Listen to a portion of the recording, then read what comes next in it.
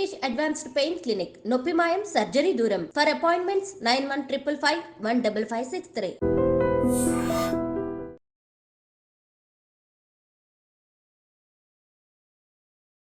నమస్కారం, welcome to I dream. ధర్మ మార్గం విత్ విజిత కార్యక్రమానికి స్వాగతం.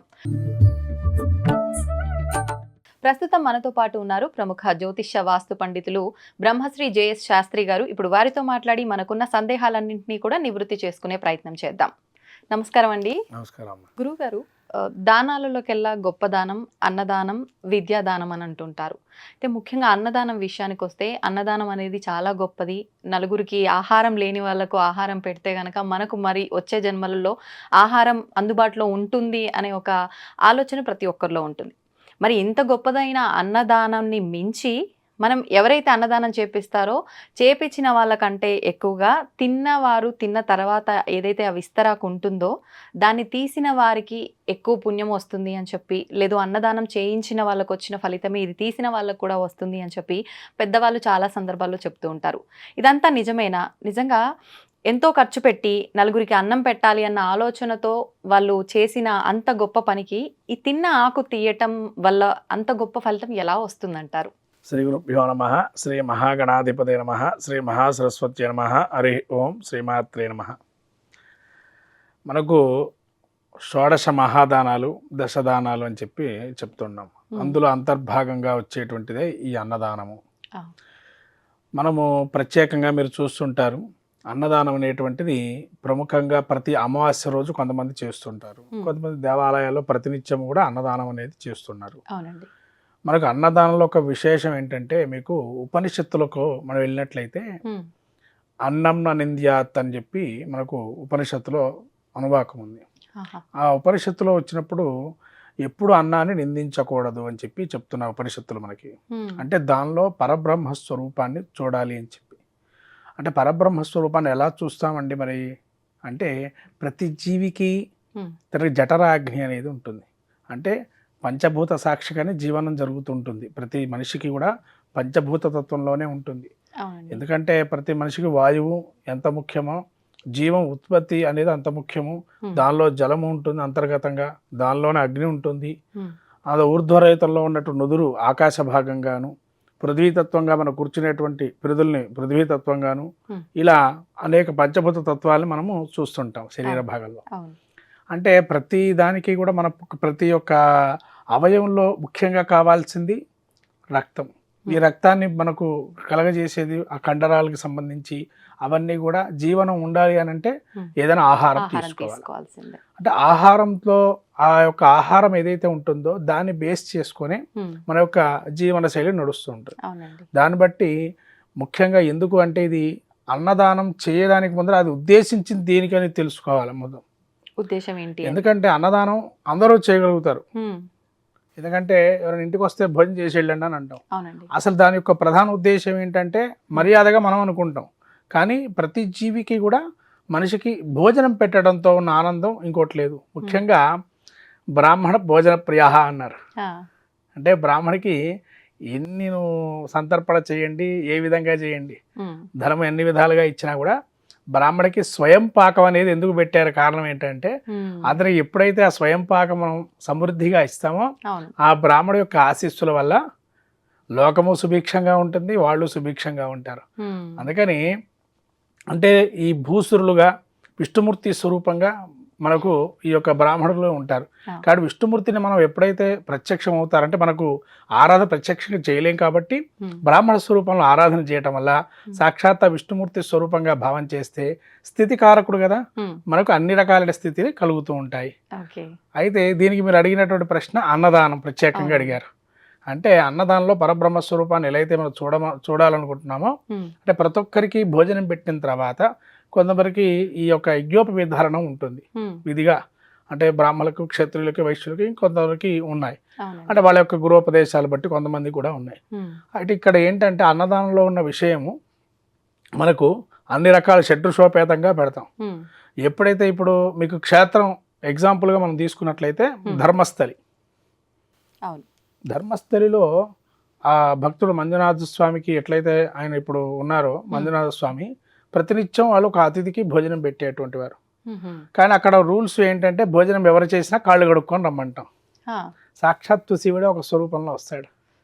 శివుడు ఒక భిక్షగాడి స్వరూపంలో వచ్చి అన్నం ఆకలిగా ఉంది స్వామి అతిథిగా మీరు రావాలి అని అంటే వస్తాను అంటారు, వెళ్తారు. ఇక మీరంతా కూడా చూసి ఉంటారు దాని విషయం ఎలా ఉంటుందని.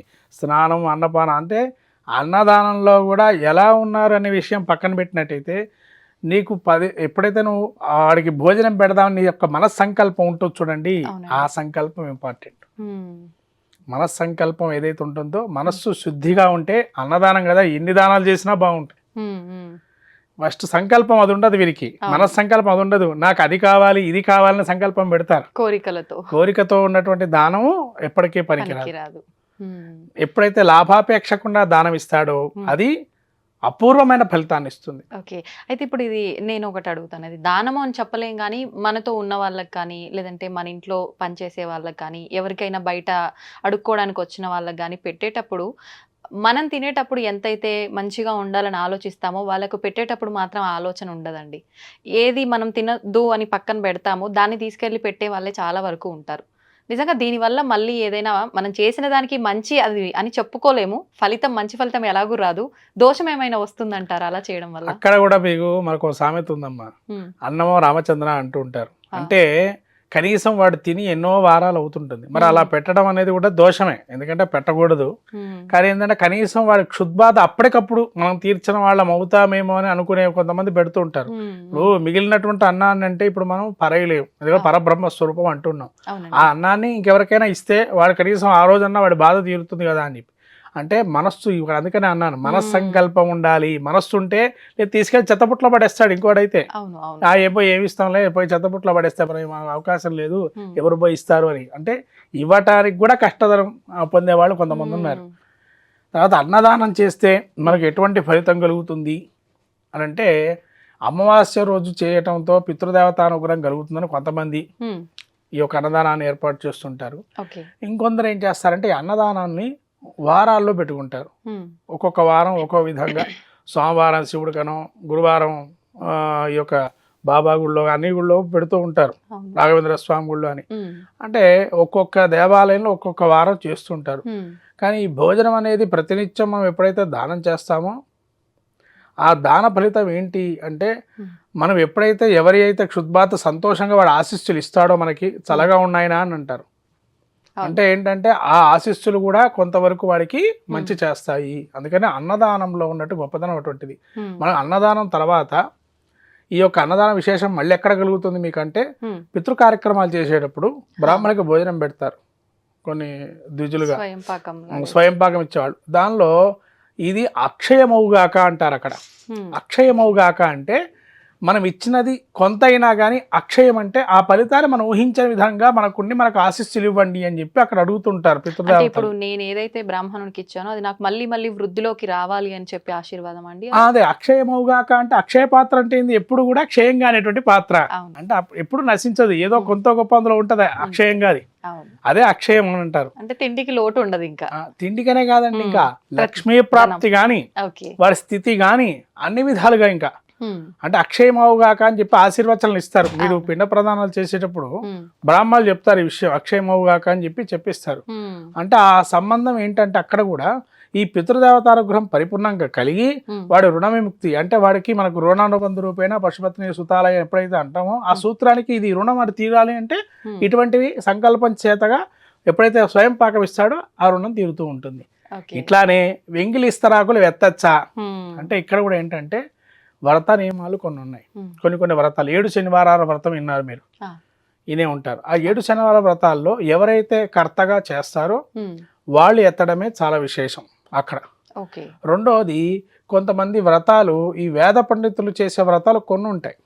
ముఖ్యంగా వాళ్ళు ఆగ్నేయం ఈ యొక్క యాగాలు చేసేటువంటి సమయం అది ఎత్తడంతో కూడా వాడికి అపూర్వమైన ఫలితం వస్తుంది. ఎలా వస్తుంది అంటే ఈ జన్మలో వాడు ఇంకో విధంగా ఉండొచ్చు. ఏది అది మీరు అన్నట్టుగా వాళ్ళు ఎవరో ఎత్తుతున్నారండి మనకి ఎటువంటి ఫలితం కలుగుతుంది, మనకి నామోషి ఉంటుంది ఎత్తడంలో అని. అలా ఎత్తడం వల్ల వాడు రాజు అయ్యొచ్చు వచ్చే సంవత్సరం వచ్చే జన్మలో వాడికి.